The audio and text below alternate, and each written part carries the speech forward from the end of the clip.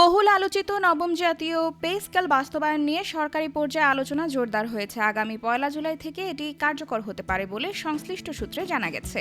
নতুন বেতন কাঠামোতে শুধু মূল বেতনই নয়, ভাতা ও অন্যান্য আর্থিক সুবিধাতেও বড় ধরনের পরিবর্তনের সম্ভাবনা তৈরি হয়েছে।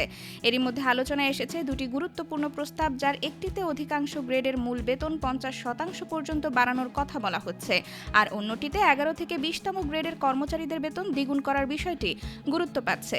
সংশ্লিষ্ট সূত্র বলছে, দীর্ঘদিনের বেতন বৈষম্য কমানো এবং নিম্ন আয়ের কর্মচারীদের ক্রমবর্ধমান জীবনযাত্রার ব্যয় সামাল দেওয়ার লক্ষ্যেই দ্বিতীয় প্রস্তাবটি আলোচনায় এসেছে।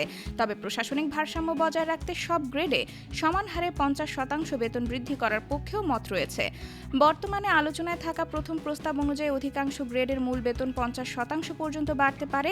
সেক্ষেত্রে চতুর্থ গ্রেডের অধ্যক্ষদের বর্তমান ৫০,০০০ টাকার বেসিক বেড়ে ৭৫,০০০ টাকা হতে পারে। ষষ্ঠ গ্রেডের সরকারি অধ্যাপকদের ৩৫,৫০০ টাকার মূল বেতন বেড়ে ৫৩,২৫০ টাকায় উন্নীত হতে পারে। একইভাবে সপ্তম গ্রেডের প্রধান শিক্ষক ও উপাধ্যক্ষের ২৯,০০০ টাকার বেসিক বেড়ে ৪৩,৫০০ টাকা এবং নবম গ্রেডের প্রভাষকদের ২২,০০০ টাকার বেসিক বেড়ে ৩৩,০০০ টাকায় পৌঁছানোর সম্ভাবনা রয়েছে। অন্যদিকে দ্বিতীয় প্রস্তাবে সবচেয়ে বেশি সুবিধা পেতে পারে নিম্ন গ্রেডের কর্মচারীরা।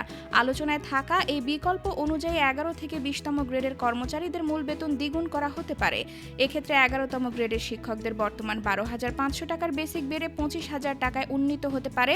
১৬তম গ্রেডের অফিস সহকারীদের ৯,৩০০ টাকার মূল বেতন বেড়ে ১৮,৬০০ টাকা এবং ২০তম গ্রেডের অফিস সহায়কদের ৮,২৫০ টাকা থেকে বেড়ে ১৬,৫০০ টাকায় পৌঁছাতে পারে।